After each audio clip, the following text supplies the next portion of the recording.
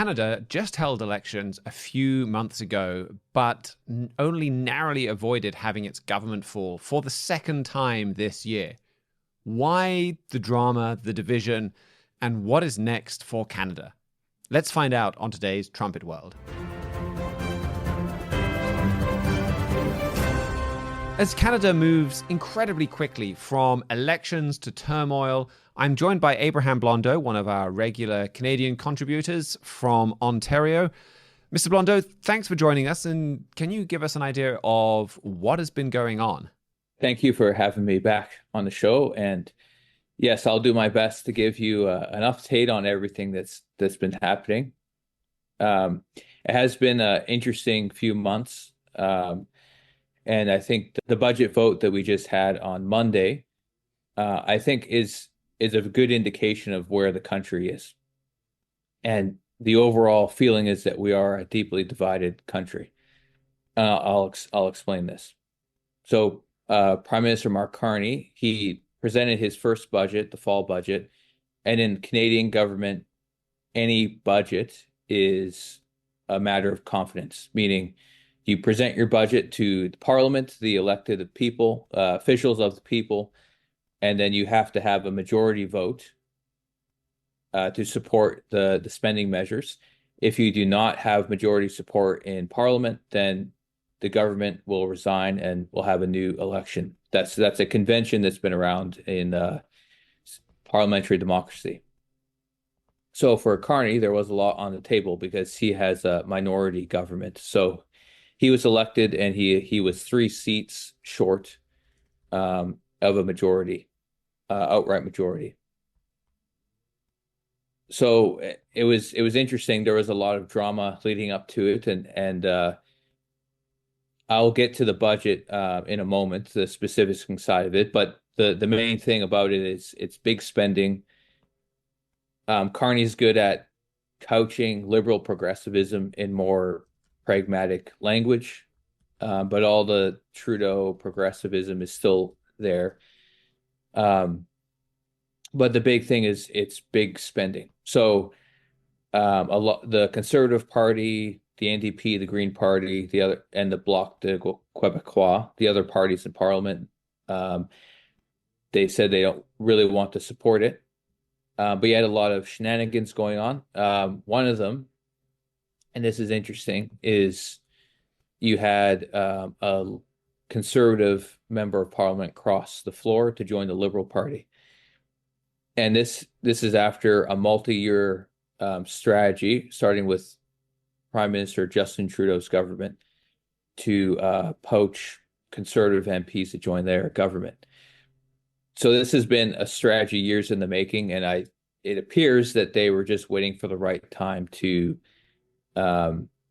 deploy it. And so they pulled this Conservative MP. There's even another MP that thought about crossing the floor too, which would have left the Liberals with just 1 vote shy. So all this was well-timed theater in Parliament, and it really distracted the nation away from the important issues that are in the budget, and is this something that can help the country or not?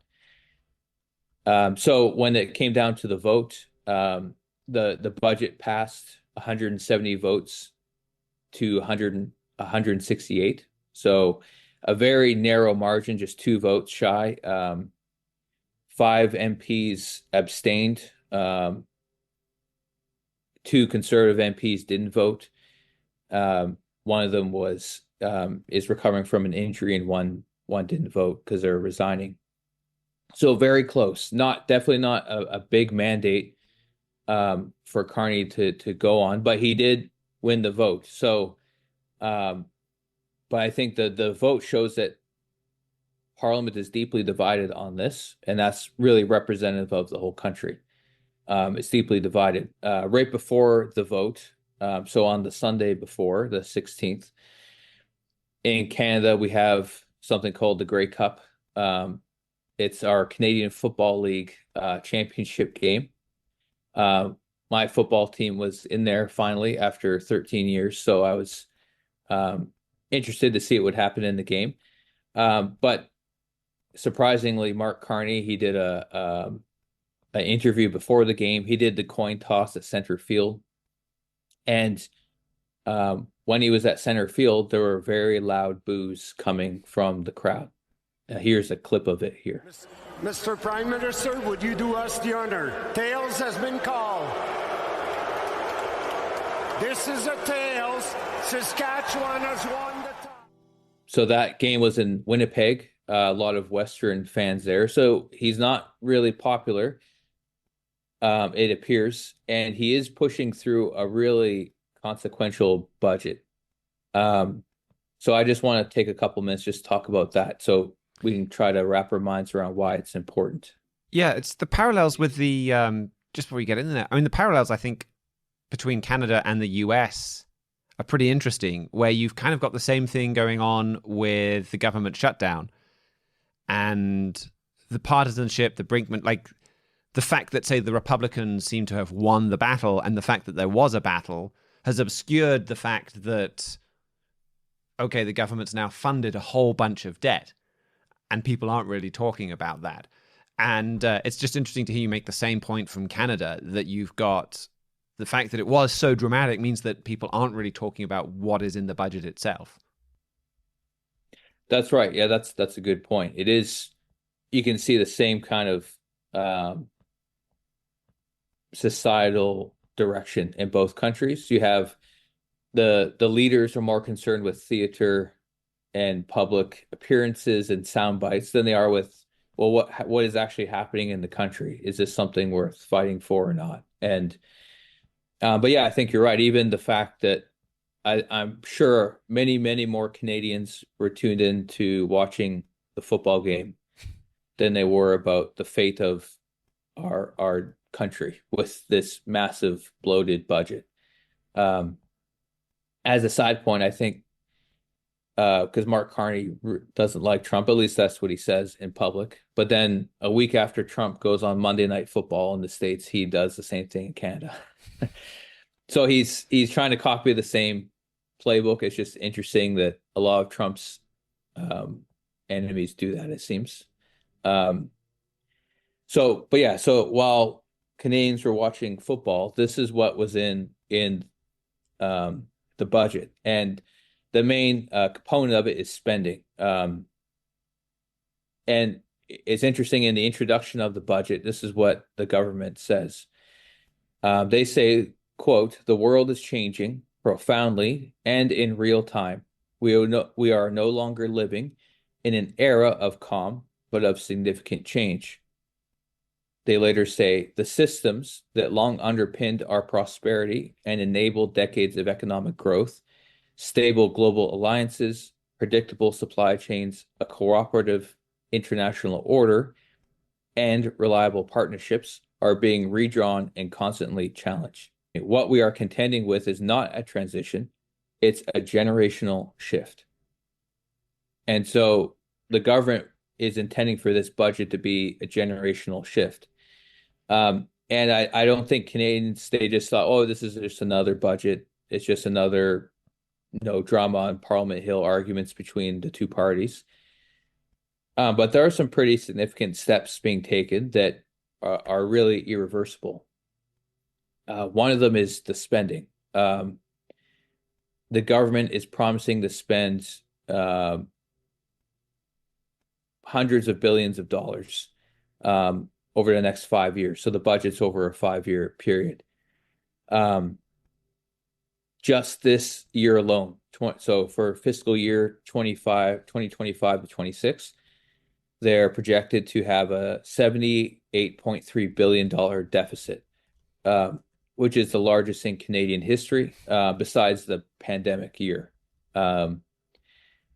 which is almost double what the Trudeau government was projecting in January this year. Overall, they're going to be spending over $300 billion over 5 years. A lot of that is deficit spending. The budget also claims they're going to save $60 billion in government by cutting government programs. But really, that doesn't mean a lot if you're spending over $300 billion.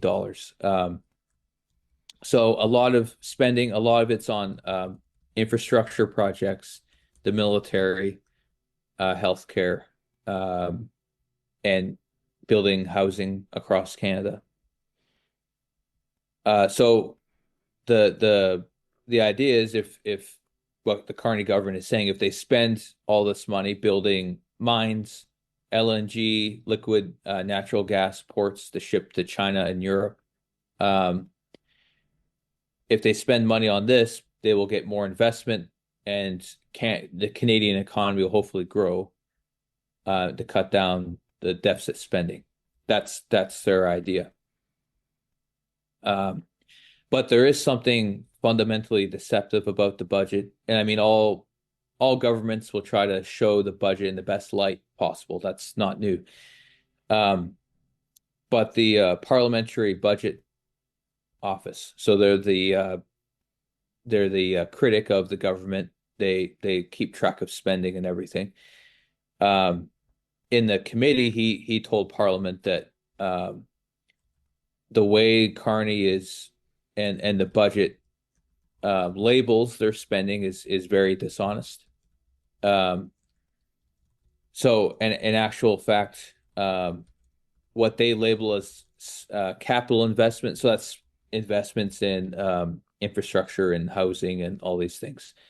They're actually mislabeling about $100 billion in the budget. So why that's important is that they're not actually spending that money on building things for Canada. That $100 billion is actually deficit spending. So if on the graph, which I can provide, it makes a big difference because instead of in 2 or 3 years having a surplus, it just means that the deficit will continue to grow in Canada because they're trying to mislabel these things so it looks good, but in actual fact, it will just balloon the budget more and more, and it's pretty risky because they're banking on Europe investing heavily in Canada and these other foreign partners. Because the big shift here is they're building all this to break away from the United States. All this infrastructure, all these projects, even overseas spending, it's all done to find new trade partners away from Donald Trump's America. So it's a big gamble, but also it shows that Carney's trying to fundamentally shift the thinking of the country and kind of the long-term strategy of the country to break away from America, our traditional trade ally and military partner, and build alliances with Europe, which on the trumpet we have written about quite a bit the last few months, but even Asia, especially China. Carney's also trying to build a stronger alliance with China. So that's a big shift in Canada. And once these projects are built, I mean, you're talking about hundreds of billions of dollars. That does shift Canada away from America. And it's something that can't be easily reversed. So are these like port facilities? Like what are they building? So they're not very heavy on the details, but from what the government has said, they're going to be building critical mineral mines in northern British Columbia, Quebec. Also, they want to build LNG stations in like a port facility where they can load that into ships in British Columbia. Also, they want to develop the port in Churchill, Manitoba, which goes onto the Hudson's Bay, and then you can take a northern passage to the Atlantic Ocean. That in itself has been proven to be it's not feasible because of weather, but also the Hudson's Bay is more shallow than the Atlantic Ocean, obviously. So large ships can't go into the Hudson Bay to get to that facility. So port facilities, but also there a lot of mining that they're hoping that once that's developed, they can ship to different places in the world, critical minerals. So this budget, it's about debt. It's about a push for Canada to move out of America's orbit. I mean, are those the two main takeaways then?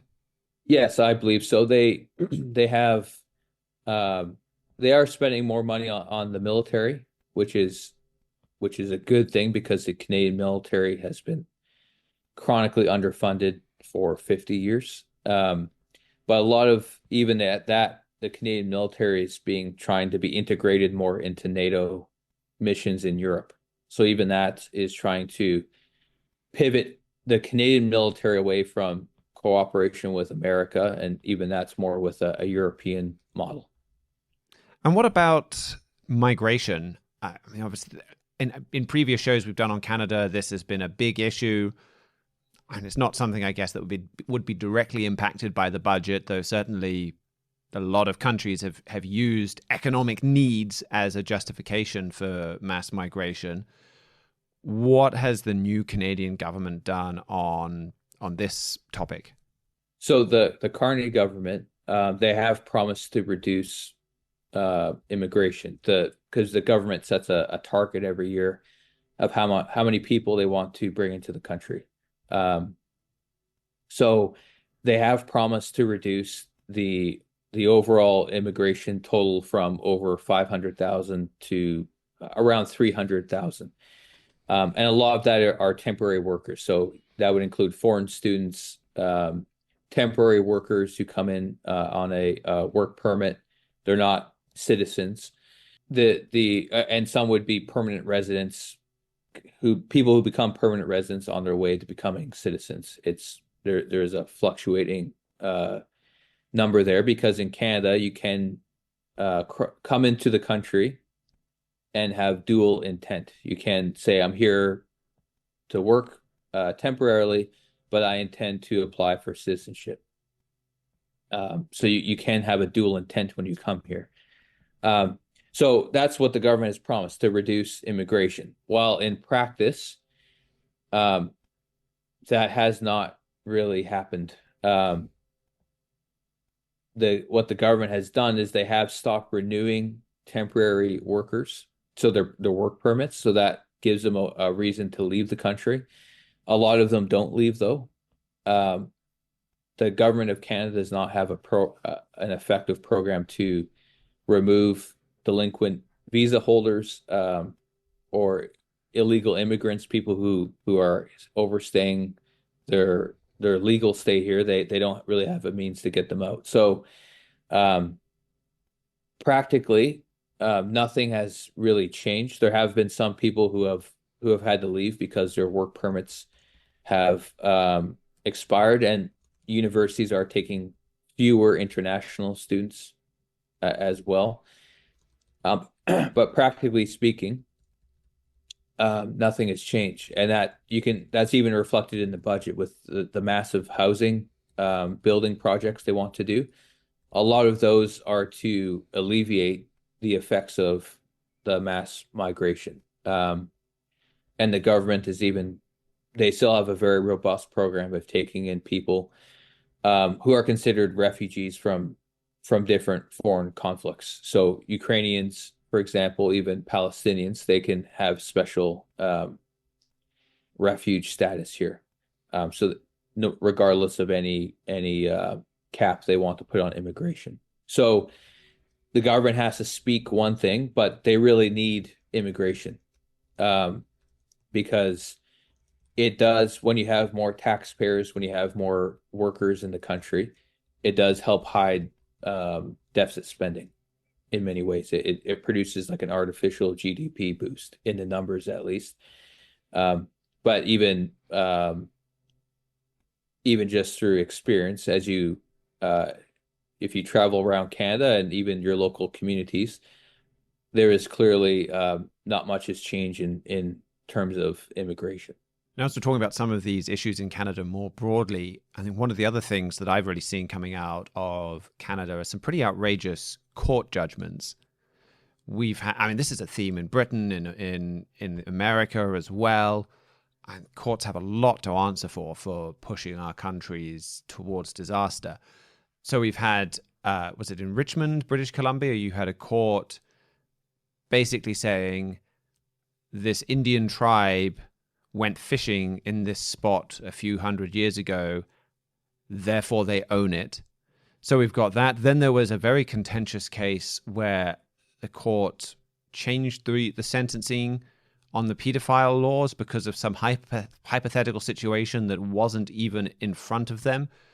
I mean, maybe you could tell us a bit more about what's been going on with the Canadian courts and how much is this a big deal for Canadians? Has it cut through, or is this something that people think is okay or just oblivious to? Yeah, I think you're right. These have been some pretty shocking rulings, and that's nothing new, like you said, in many Western nations. But I think Canada is a special case because we are a smaller country population-wise, and so in a lot of ways, the courts in Canada have even more influence over policy and kind of people's everyday lives.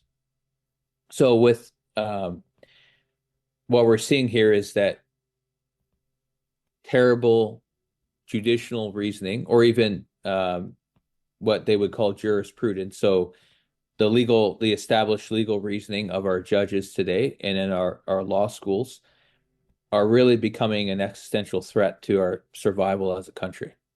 So to start with what's coming out of BC there. So this has been a case that has been building for a long time. And this is about Indigenous land reclamation. The idea that these different Indigenous tribes in Canada, that they have a historic right to land in Canada, their tribal ancestral homeland, that trumps the jurisdiction of Canadian governments on that land. So in BC, you had the Cowichan Nation. So that's just south of Vancouver. So at the mouth of the Fraser River, coming off of the Pacific Ocean and Richmond, BC, they claimed that, well, this river, like you said, we fish here for hundreds of years. This is our ancestral homeland. And so therefore we should have legal control over it. All the titles that the government owns or even private citizens own, those don't apply. The land belongs to us. So this court case started in 2019. So that was 6 years ago. It's the longest court case in Canadian history. And so the British Columbian Supreme Court, so that's a provincial court, they ruled in favor of the Cowichan Nation. And they say, well, it's an 800-page ruling. So it's a massive, massive document. But they say that the Crown and city titles of that, it's 5.7 kilometers, square kilometers at the mouth of the Fraser River in Richmond, BC. So that's prime real estate. That is some of the best real estate in Canada, in British Columbia. The court declared that all current titles are defective and invalid, and that the government has been infringing upon the Cowichan Nation's rights, their jurisdiction over the land. So the government appealed the decision, so that will go to the Canadian Court of Appeals and eventually the Supreme Court probably soon. But this is a big deal because you have a similar case in Ontario, where on Sauble Beach, it's prime real estate land again, on the shore of one of the Great Lakes, and another Indian tribe or Indigenous tribe, they claim that land as well, and the government said, well, yeah, that land belongs to you because it's your ancestral homeland. So what we're seeing here is, I think on its face, it's a threat to private property rights, even government property. Where does this stop? So there's hundreds of Indigenous tribes in Canada. So do they all have a legal right to repossess the land they claim is their ancestral land, regardless of what has been built on there over the past 200 years? I think one of the parties that joined the appeal was a different Indian tribe that was like, well, you guys may have fished there, but actually we lived there. And given that so many of these tribes conquered these bits of land from previous tribes, and this feels like it's a completely impossible task, like, to try and then they're not just adjudicating or handing over their country, basically saying, okay, well, Canada's no more country, we're going to give it all back to these Indian tribes. You've then got to adjudicate which Indian tribe. I mean, that's kind of the meme, isn't it? That whoever possessed something second last is the rightful owner. That kind of feels like the route Canada's sending itself down. There's a few things at play, like you said. There's no one really knows where these ancestral homelands are, because, like you said, one tribe might claim it, but another tribe said, well, we were there 100 years before you, or the Canadian government gave us this land, like under Queen Victoria when we signed the treaties with the British government. There's 100 different claims probably that can be made to any square mile of land in Canada. And so you're right, it opens a door where it's impossible to, if you're taking that reasoning, it's impossible to have a clear answer on that. But also it does ignore the legal fact that these indigenous tribes, they did sign treaties with the Canadian government, or at the time the British government, saying we will move to these areas that you've designated as our tribal territory. Those are signed documents. And that's part of our constitution, where Canada has to uphold those treaties made with the indigenous peoples. So they're claiming the ancestral homeland now, but their forefathers did sign a treaty with the government, clearly designating what land the Canadian government had jurisdiction over and which land the indigenous tribes had. So this court ruling also ignores that whole part of Canada's constitution. But the other thing is that it shows kind of the step-by-step thinking that happens in this. So the first step was land acknowledgements, right? We if you fly on a plane in Canada, you will have a land acknowledgement saying, well, we fly over the recognized homeland of the indigenous peoples. Before any government meeting, any sports event, any really public event, you will have a land acknowledgement. So that is just a virtue signaling activity. But here we're seeing where, okay, it's actually leading to a legal realization, where the court's like, well, no, it's not just, you can't just acknowledge it. You actually need to give them that land back. So it's a step-by-step process. Part of this too is a big reason why these tribes can go to court and have such a strong case is the residential schools graves kind of scandal that broke a few years ago, where we've written on this on the Trumpet as well, if you'd like to go back and refresh your memory on the details. But basically in Kamloops, British Columbia, indigenous tribe claim, well, they did ground penetrating radar. They found over 200 unmarked graves of children from residential schools, which the Canadian government set up to as a school system for the indigenous people. So that created a whole firestorm in Canada, where you had protests, the tearing down of statues of British monarchs, Canadian prime ministers, the burning of Christian churches all over Canada, massive reparations promised in forms of money to each tribe, or to the individual people who were abused. And that was a dark chapter in history. There were a lot of terrible things that happened in those schools. Um, but the idea of mass genocide that the narrative took on, that is completely unproven. In fact, it's been proven as a hoax. There are no unmarked grave sites in Canada. That's been proven. So you have this really started right around the same time as COVID. You had this massive wave of national shame perpetuated by the government, the media, and a lot of indigenous radical activists.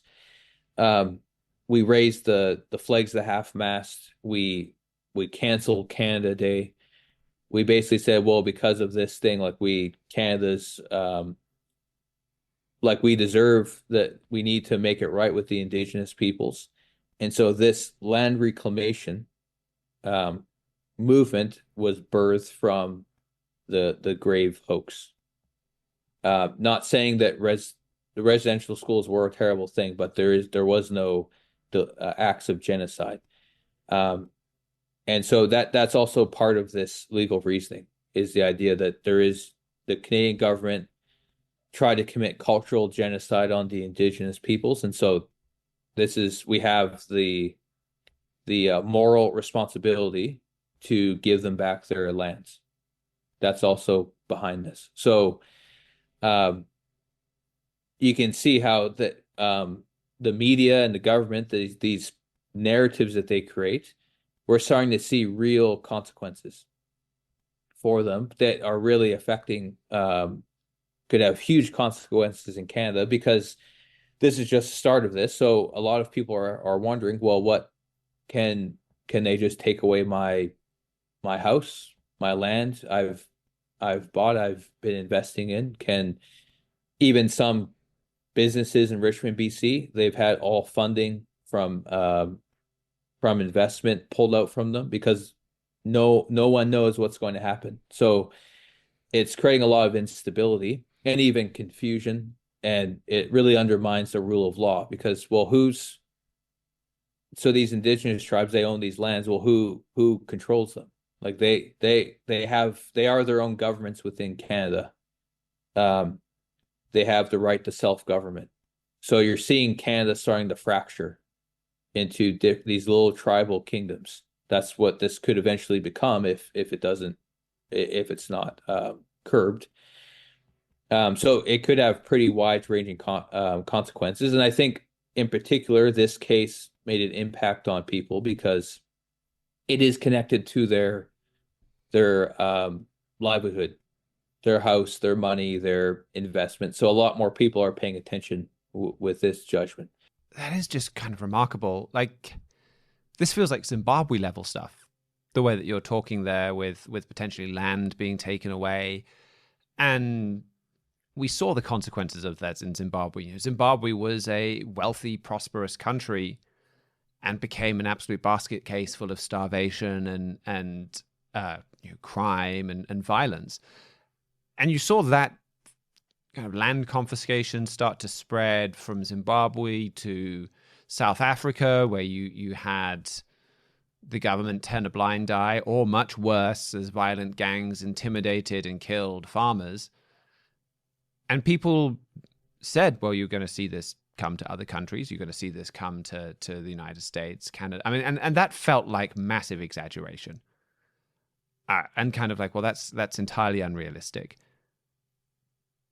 But it kind of looks like those people were right. Like, if you've got now courts saying this land that was a wasteland that you have now invested in and you have transformed and you have made prosperous through generations of blood, tears, toil, and sweat, actually at the drop of a pen, we're going to hand this over.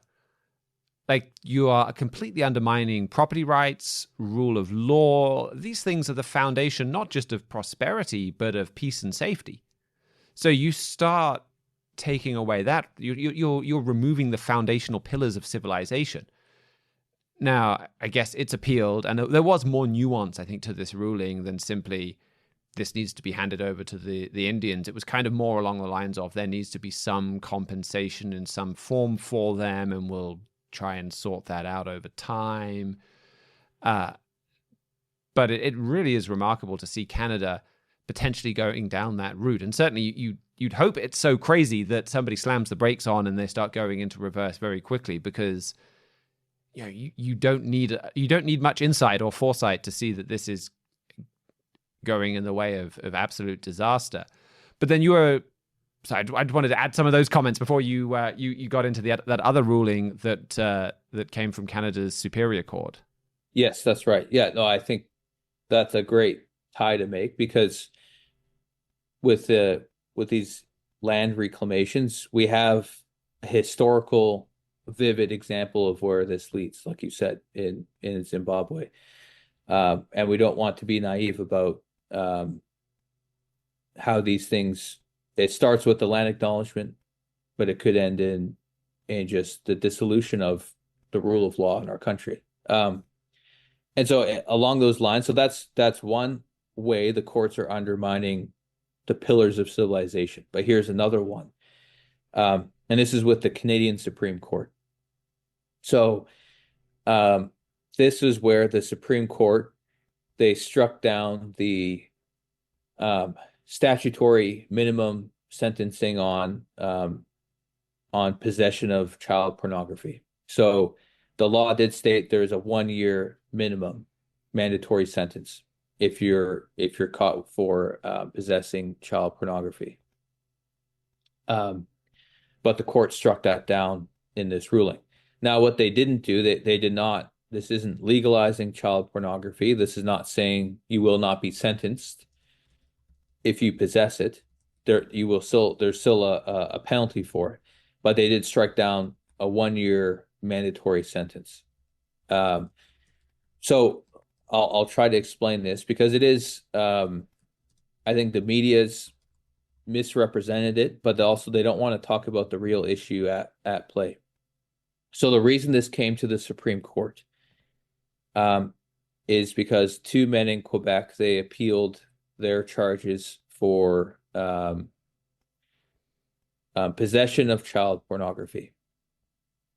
So just to tell you what's at play here is, so these 2 men, one possessed close to 500 files, hundreds of images of children. Some of them were between the ages of 3 to 6 years old.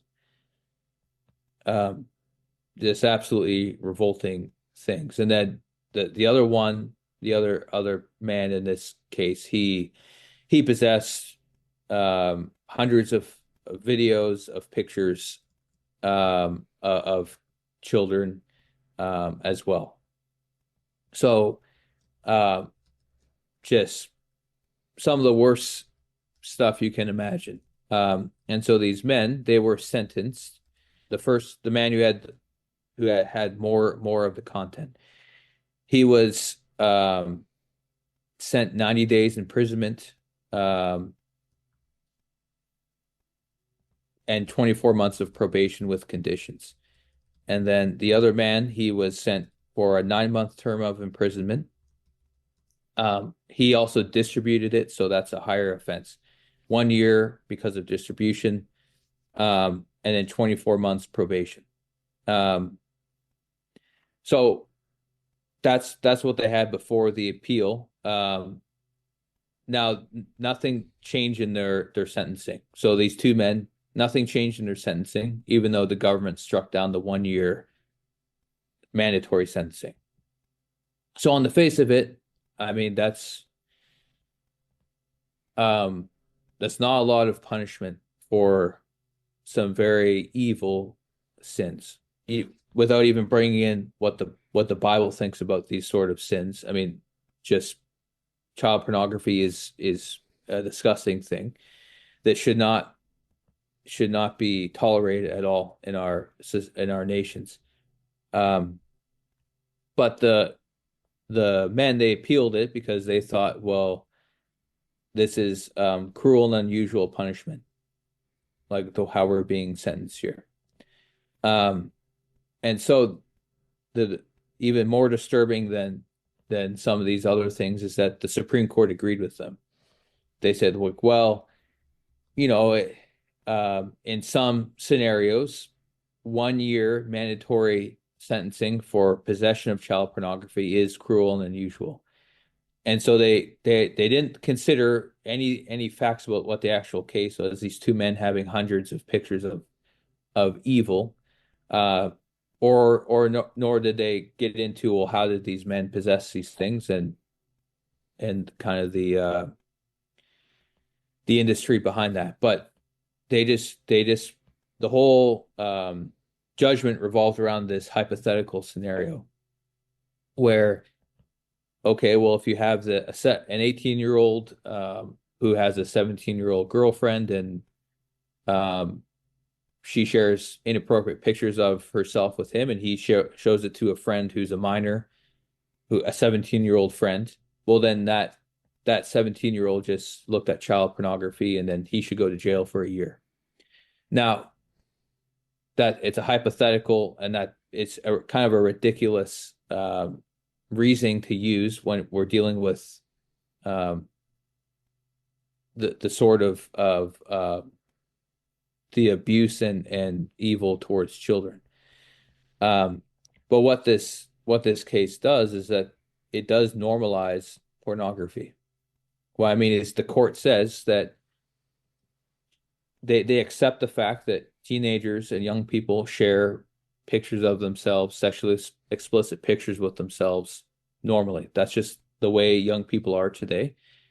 And so they don't want to keep this 1 year mandatory sentencing in place because they think it will be, you'll end up with a bunch of teenagers going to jail because they're engaging in this sort of behavior. That's at the core of why they change the sentencing. So I think that there should be much, much stronger action taken against any pornography, especially child pornography. I mean, even a 1 year sentence doesn't seem that very strong. But the fact that the Supreme Court of Canada, it was a 5-4 decision, so it was split almost halfway. But the Supreme Court said, like, well, pornography is so prolific in our societies and our young people that we cannot have laws like this, because it will you'll end up getting a lot of young people in jail for something that society accepts as normal. And I feel like that's a huge admission for the Supreme Court to make. They are saying that Canada has lost the war against pornography, against the over-sexualization of our young people. Set aside child pornography, that is evil and satanic in itself. But even in how promiscuous our society is, and that there is the normal morality and the idea of sex is for marriage between two married people, that is completely gone from the fabric of Canadian law. That biblical value, the biblical laws of marriage and family, those are not even present in the reasoning of the Supreme Court. And so, just to summarize what I've said, I feel like this is very important because the Supreme Court of Canada, they are a teacher. What the Supreme Court condones is what teaches people, okay, well, this is acceptable behavior. That is, the courts are also teachers in that way. So the fact that they say, well, pornography and sexual deviancy and promiscuity is so much a part of youth culture that we have to strike down this law for pedophiles and people who hold child pornography, says something pretty terrible about our country, and that they're willing to accept that as a fact. They're not even trying to make laws to push against that trend and that decline in our society. Yeah, that's a good point. And this does go so much further than, I almost said just child pornography. I mean, that it's not, even that is like, this is a serious issue. The normalization of pornography, that's, like you say, that's the foundation of family, that courts are now ruling according to their whim and kind of watering down the laws to match their perceptions of the standards of society.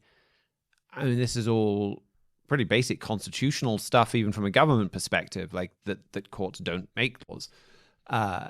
So, just another massive curse for Canada. I think Canada's also been afflicted with some of the same things that we've seen in the UK and probably any country that's had mass migration, which is you've got a lot of people more loyal to their own sets of beliefs than they are to the new country. I mean, maybe that even ties in with this pornography case.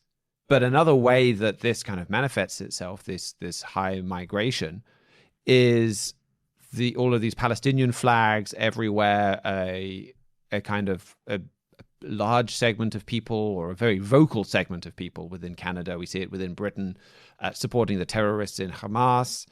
And this is something that, as I understand it, in Canada has infiltrated the government as well, to the point that you've had Palestinian flags flying off of government buildings. And certainly Canada, and shamefully the UK and France, we've sided with the terrorists, with the baby murderers, against the people trying to defend themselves. And that's been a really revealing about the state of our countries.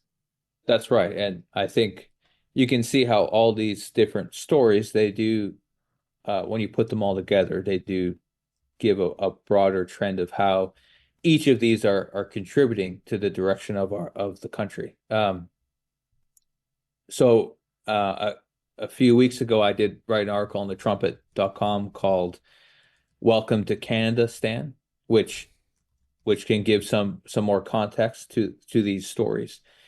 But what we're seeing is, like you said, we're seeing with this mass migration of people, when they come into Canada, they've been here for a long time, and they're establishing these large diaspora populations that do not have any intention of integrating into Canadian society, or even adopting the values of Western civilization, but rather they're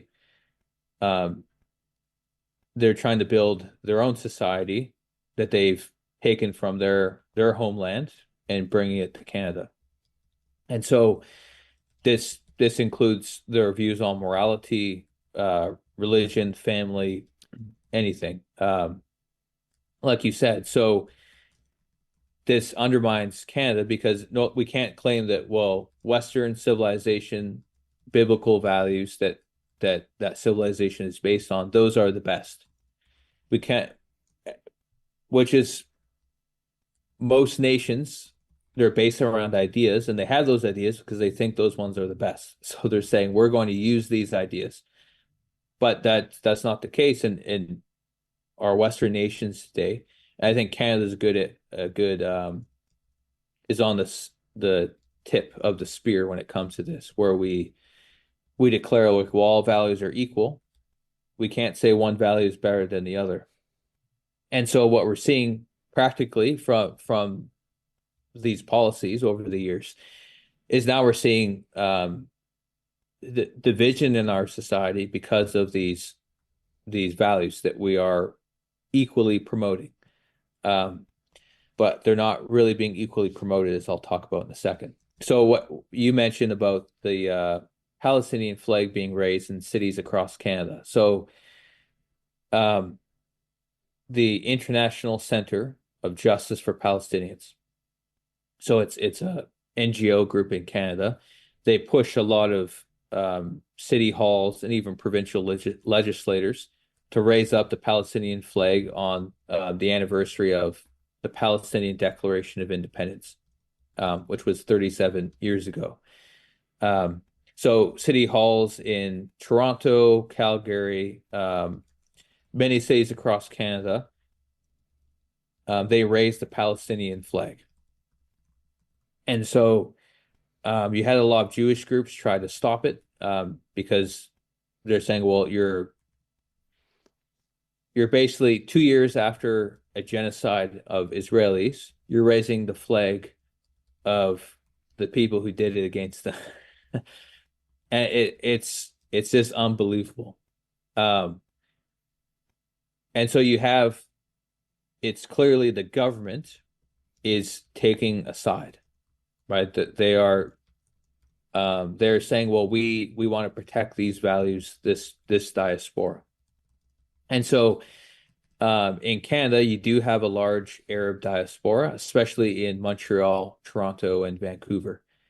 And they are very influential. They do decide the outcome of elections in several important ridings. And so that's why these governments are doing this, because they need the vote. But also you just have a larger trend where just there isn't the courage or the ability for even the government to protect the Jewish population. Anti-Semitic attacks in Canada, almost every day a synagogue or a Jewish school is attacked. Bullets are shot at it, fire bombs, graffiti. There's several cases in school systems where the teachers they're immigrants from Arab countries, and so that they will attack and humiliate Jewish students in the school. And the school board tells the Jewish students, well, you should find a different school or you need to stay home. So it's unbelievable what's happening with just that one area, but you have just overall where society just accepts it.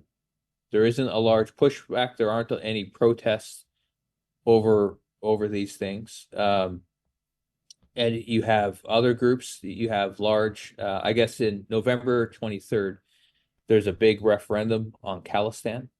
And so whenever there's these big, Khalistan is the movement to have a separate Sikh state within India. So India is mainly ruled by Hindus at the moment. And so the Sikh, a different religious group, they want to create their own state in India. So you have large Sikh populations in Canada who are very pro-Khalistan. A lot of Khalistani terrorists migrate from India to Canada and have safe haven here. So you have a very large activist group in Canada of pro-Khalistanis, and they're very politically active, and so you have these massive rallies. You had some near Toronto the other day, and it creates a lot of tension because this is an ongoing religious war in India going back hundreds of years. And there's been a lot of terrorists and recent violence over this tension between the Hindus and the Sikhs. Not all of them, but there are some who want to fight a war over this. And so that tension is also in Canada. And there's just more and more cases where protests become violent, or you even have assassinations of pro-Khalistani dissidents in Canada by the Indian government, and vice versa. So it's a situation where any of these tensions can explode anytime. You have the Arab and Jew conflict, Sikh, Hindu, you have Russian, Ukrainian, you have all these different conflicts in the world that are being brought into Canada. And it's just another way where, as we undermine our own rule of law, right, our own idea and sovereignty over our country, our own ownership over our country, our rights, our traditions, our biblical history, the more we let go of this, the more others come in and they take advantage of it. They whether it be people who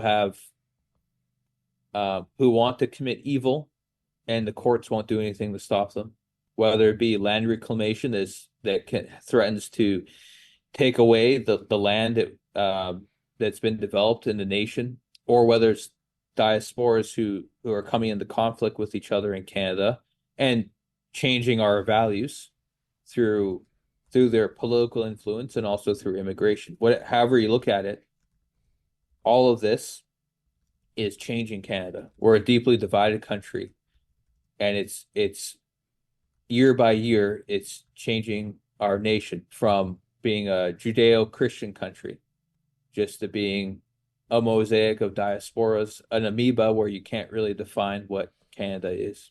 Yeah, division on so many levels. Division, I guess, between left and right, to the point they can't get anything done within the country with the budget, but then division within people that are more loyal and more bound up in political developments in countries overseas. You know, we've got a similar situation in the UK where you've got some MPs spend more time working and campaigning for an airport to be built in some region of the Punjab in Pakistan than they do on things that affect the local people where they were elected. And really that's because the local people that where they're elected care more about an airport in this particular part of the Punjab than they care about what's going on in Britain. Because then they're not loyal to Britain and they don't really have much interest in what happens there. So these are all curses. These are all self-inflicted curses in almost all cases. But we're seeing, we're seeing Canada cause itself a whole lot of problems. That's right. That's the astounding thing is it's all by our own decisions. And some of these decisions are, I think, a lot of them are made in ignorance or under pressure from other groups. It's for self-interest, like short-term gain, political gain. But some of it is long-term strategic change that some of our leaders use division to cause change in Canada. But it's all self-inflicted. And what the most astounding thing is, if we take a step back from the news and we've tried to paint a picture of these different issues and where they're bringing the country, but if we step back and try to explain it, it's astounding how accurate Bible prophecy is.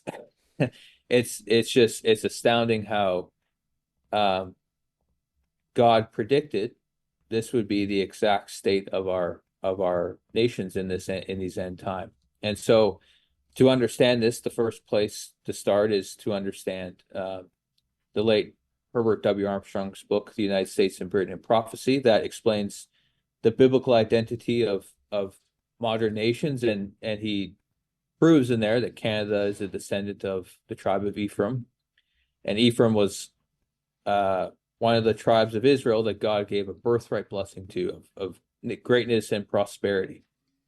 So when we look at Britain, the British Empire, Commonwealth, which Canada is part of, the reason why we have physical blessings, peace, security for the last 200 years is because of these biblical promises.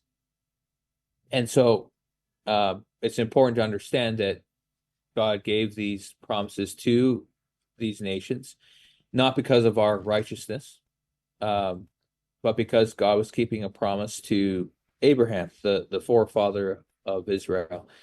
And that's important to contemplate. Well, why did God give these promises to Israel? Well, it's because he was obedient. He strived to obey God's laws. He had faith in God's promises. And so it wasn't because of his skin color or his these other reasons why God gave these promises. It was his obedience, his faith to God's way of life.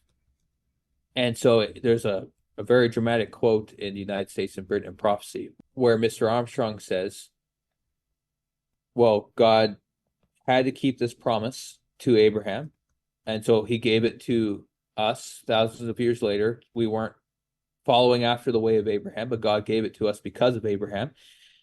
But once God gives a blessing, it's up to us to keep it. Our morality, our behavior, our decisions decide whether our nations will continue to be blessed or whether we will be cursed. It's very simple. The Bible's very simple on there's two directions. And so what we're seeing here is these self-inflicted curses are, we are choosing to give away our blessings because of disobedience. We don't believe in the Bible. We don't believe in God's promises. We don't obey God's commandments.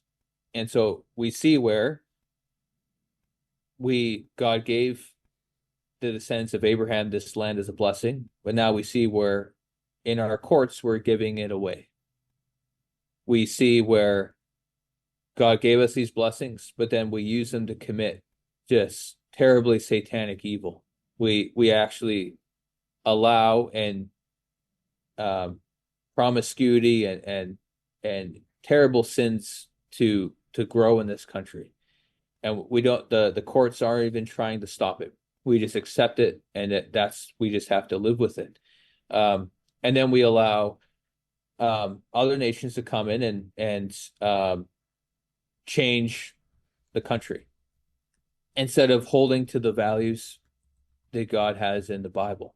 We promote all values are equal, which actually means that we denigrate biblical values. And so the Bible predicted all of this, and it's all explained in the United States and Britain and prophecy that will give you the big picture. But God specifically said these different trends would happen in our nations, in Canada, the United States, and Britain in particular. I mean, one verse that just stands out to me as we talk about all of this is Hosea 13 and verse 9, a book that's all about Ephraim, that says that, "O Israel, you have destroyed yourself." And that is what we've been doing in so many ways. These are all choices, these are all decisions that we've made, and we're causing all of these problems. But then it ends with that same verse, "But in me is your help." And that's the wonderful thing about the United States and Britain in prophecy, about the book of Hosea, that they make clear that we are causing our own problems, and then God is adding on additional curses and additional punishment, but he's adding on that additional punishment to turn us around. And some of these stories, you look around and you kind of think, well, like, how do we ever recover from this? And the hope of the United States and Britain in prophecy, the hope of the book of Hosea is that this isn't the end. It's not necessarily recoverable in that we're not going to just go back to, this isn't about turning the clock back 10, 30 years to when things were a bit better when they are now, but we still had very real problems back then. It's about God using these curses to wake us up, and God creating a whole new society, and one in which everyone can see the truth, everyone can be blessed. And so it's not the end of the story for Britain, for Canada, for the United States, for any country around the world. And these books also just make that wonderful hope very clear as well. That's right, and that's the exciting thing is it's easy to focus on the doom and gloom, or it's easier to point out problems than to give solutions. But God's not like that. God works from the solution. God has a solution. And so I think one big lesson we need to take away, like you said, is we can't trust in man. Doesn't matter who that man is. That's Jeremiah 17 says, "Cursed be the man that trusts in man." We have to put our hope in God. We have verses like Isaiah 3, verse 12, which says, "As for my people, children are their oppressors, and women rule over them. O my people, they which lead you cause you to err and destroy the way of your paths." So whether it's we allow family issues to rule over us, right? We allow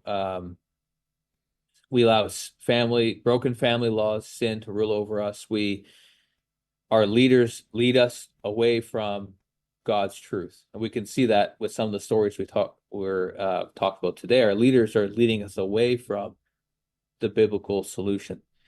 Another one is Micah 3, verse 1, which says, "And I said, Hear I pray you, O heads of Jacob, and you princes of the house of Israel.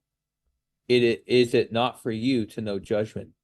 So God is saying, well, the leaders, the judges of our nations, you have this history with God. Like, shouldn't you know judgment? Shouldn't you know how to lead the people towards God? But they don't. And so the solution isn't looking to a human leader, nor is it looking within ourselves. We can't ignore these things, but God offers the solution, and the solution is we have to look to God, just like Abraham did in the Bible. All the individuals of the Bible, even God's always working to bring about individual repentance, which that not all that leads to national repentance, change of heart, change of direction. And because God's not trying to restore the British Empire, he's not trying to bring about the American superpower, like you said, or restore Canada to Confederation in 1876. He's not trying to do that. God is preparing for a new world. God's, like Jesus Christ said, the kingdom of God is at hand, right? The king, a literal government with God having righteous government, righteous judgment, teaching people about how to be happy by obeying his laws. That is the solution. And when we repent, we can be a part of that. And we can avoid having to learn through punishment or the consequences of mistakes. We can learn by having faith and obedience. So that's the message God has for our nations now. But it is hopeful to look to the future and realize, well, all these things that are happening in our nation now, it's a sign that it's not that the solution is coming very soon, and we don't have to wait much longer until God personally intervenes and he does implement the solution to all these issues that we talked about today. And you can learn much more about that in our free book, The United States and Britain in Prophecy. It's such a great introduction. If you've been listening for the show for a bit, you want to dive in more deeply, you want to prove some of these things for yourself, United States and Britain in Prophecy is a fantastic starting point. And that's on our website, thetrumpet.com. We would be very happy to send that to you for free. You can read it online, but however you read it, I just really encourage you to read it alongside your Bible, turn to the scriptures, prove these things for yourself from the Bible, use this book to draw you more deeply into the Bible. That's really what it's there for. So you can get that on our website, thetrumpet.com. We'll put a link in the show notes to that. And all of our material is sent to you completely free with no follow-up, no obligation. We don't chase you down for donations or anything like that. We just want to get this out to the largest audience possible. Well, thank you so much to Mr. Blondeau for joining us today. Thank you for having me on the show. And thank you to George Haddad for engineering and production. We will, if you have any questions or comments, you can get in touch with us, trumpetworld@thetrumpet.com. We'll be back on Friday with our regular Week in Review show. Until then, keep watching your world.